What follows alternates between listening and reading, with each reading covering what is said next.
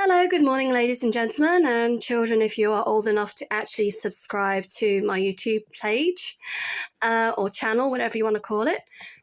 Now, I have just cleared everything off the hearth of the fire, or whatever you want to call it, the lead.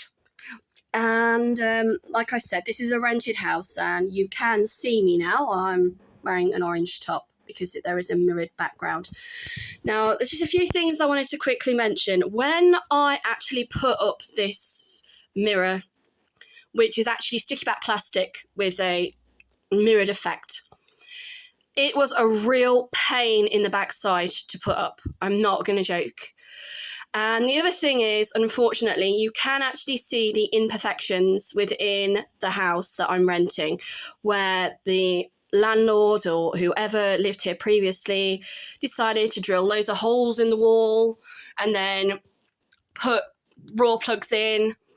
Hopefully these are all on my disc that I was given by the estate agent 8 years ago. But the one thing about the house that I'm in is it's all open plan. Now, there's always going to be pros and cons to open plan living, and I don't really want to get into that right now. But when you actually walk through the front door of this property, the fireplace is actually the first thing you see. Now, traditionally, in many homes, everyone would have had a fireplace. It was the heart of the home. It was your main source of heat. It was your main source of light, and you would cook on the fire. So the necessity to have a kitchen or a pantry or a larder or a washroom, etc., wasn't really important. The main important thing in the house was the fire. Because without the fire, you would have been cold, you wouldn't have been able to have the facilities to cook. And there's loads of history out there and information about fires and, and everything about them you can find online. And coming from a coal mining town, or should I say an ex-coal mining town, Nuneaton, or Treacle Town, which is what people call it, we were renowned for being in the coal industry. And the last coal mine to shut in Nuneaton, if I get it right, was actually Dawn Mill. It was frustrating because I actually did apply for a job there, not as a coal miner, but to actually work in the canteen. And then it closed under mysterious circumstances, say no more. So mining for coal within the UK, especially during the Industrial Revolution, was very important. And like I said, the way that people would have kept warm in the olden days, they didn't have plumbed-in gas or or wired up electricity. It would have been a fire. And, they would have either used wood or they would have used coal primarily as the main source of fuel. So even though this is like a fake fire, behind the fire itself is actually the original chimney breast. So if you were the homeowner of this house, which I'm not, you could potentially rip out this fake fire, which is in front. It's only literally put up with a few screws. And you could potentially open up the fire in the lounge. There's a lot of pros and cons. In 2024, when I'm making this video, I want to point that out as to whether or not new rules and regulations are going to come in about people having open fires again in their homes. But I don't really want to get into that. I may do so at a later stage, but not right now. So basically, I have cleared the top, and straight away, it is filthy.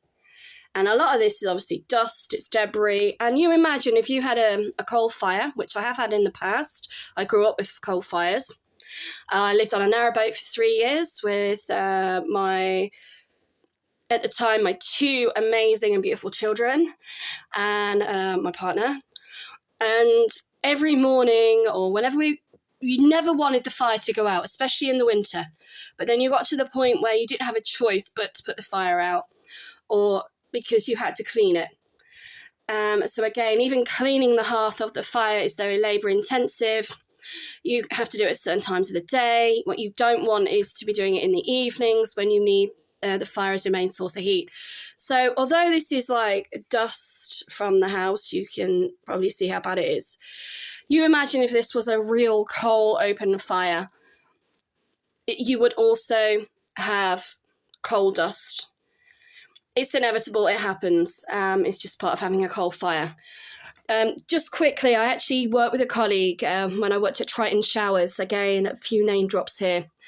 One of my friends still works there. He works in the office. I worked in the manufacturing of showers for Triton. And one of my work colleagues, he had a coal fire, and nobody actually wanted to work with him because they said he smelled. And we had to, me and another member of staff, had to explain to people the smell of this person isn't BO. It's not bodily hygiene issues. This person is actually really, really clean. But they have a coal fire in their property. And what you could smell was the smell that everyone would have been used to. You know, you wouldn't have been obviously noticing the smell of coal as such in the atmosphere, because during the Industrial Revolution, everybody would have smelled the same. And what he was doing was he was having coal in his fire and then using clothes rails, just like you would have done. You know, you wouldn't have hung your clothes outside. You would have hung them around the fire to dry. And the lingering smell on his actual clothes that he wore for work was the smell of coal, like the sulfur and all the minerals and, you know, the smell it emits. So it was really frustrating to have to say to people, look, just because you're so poorly educated, do not bully this person at work. You know, they don't drink, they don't smoke. I think they were Sikh, or they may have been Muslim, I can't remember which. So again, they weren't just being discriminated because they had an open fire and were drying their clothes. They were being discriminated because of their race. And I'm like, you know, if anyone smells, it's you, Fagash Lil. You know, and I always get that saying from my dad. He always used to call it a woman who smoked Fagash Lil. And she was like, don't you call me Fagash Lil? And I was like, well then, don't bully this person. But anyway, I'm digressing. So if everyone in theory went back to open fires, we would probably end up having to import our coal now from abroad, because it's not really mined as much within the United Kingdom. There may be a few places still where it is, but unfortunately, like I said, after Daw Mill closed, I was just trying to figure out what year that was, Nuneaton, ineffectively, we lost our main industry from the Industrial Revolution. We lost Stanley's Brickyard, Hornchwood Brick and Tile, and all of the coal mines and collieries that we were very renowned for. I have actually done a video for the commemoration of the idle women of the wartime waterways. So I will try and add a link to that. And it was their 75th year, and they actually came to Nuneaton and they contacted me and my partner at the time, because they wanted to do a documentary about all of the places that women worked delivering coal during the Second World War. And one of the places that they actually came to was Griff Calara in Nuneaton, which people may know as Bermuda, or Flower Pot Land, as my kids like to call it. And they came to the Bermuda village, and they did a live event at the Bermuda Phoenix Centre. And we had a really good turnout. I was really impressed with the turnout that we had. Sadly, unfortunately, it would have been nice if some of the councillors had came. And they did a 2-3 hour event singing songs and talking about what it was like to work on an airboat delivering coal during the Second World War. And the song that I picked to commemorate that was by Vera Lynn, and it's called Faraway Places. And I just thought, you know, if you think about it, if you're constantly stuck in your hometown, one of the main reasons a lot of people joined the Navy, the Army, the Air Force, when they were given that opportunity to do so. It was a way of seeing the world. Okay, you were likely to be killed, but you weren't then stuck, down a coal mine or working in a bakery or in a mill.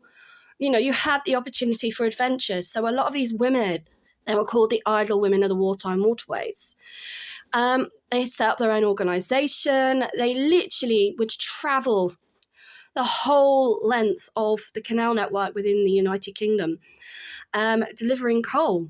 And I just think it's absolutely amazing. And living on a narrowboat, I found it so fantastic that, I would have loved to have done that job. I think, if I'd been in the Second World War, it would have been 2 jobs there would have been probably 3 jobs that I would have loved to have done. One would have been to work on the waterways. The other one would have been to be a land girl. I'm probably going off some of my favourite films doing this. Or it would have been to be a pilot. I would have loved to have been one of those women that got to fly the planes over land, over the waters, and then get out of the cockpit and have all these guys looking at you as if to say, okay, well, where's the pilot? Because I've seen a lot of documentary and footage online about women that were pilots during the war, and you didn't really need a pilot's license as such. Here you got a quick training. Here you go. There's the plane. Fly it. It's not like it is nowadays. There's all these new rules and regulations. But during the war, as long as you survived and the plane was intact by the time you got over the channel, they didn't really care. And then next thing you know, all women's rights were taken away, and we were told to go back to the kitchen. But anyway, digression. I do apologise. I tend to waffle a lot when I'm doing my videos. I think it's nerves. So anyway, I'm going to clean this. I'm going to shut up now. And then I am going to decorate the hearth and talk about it in a little bit more detail. So thank you very much for your time and patience. It's very much appreciated.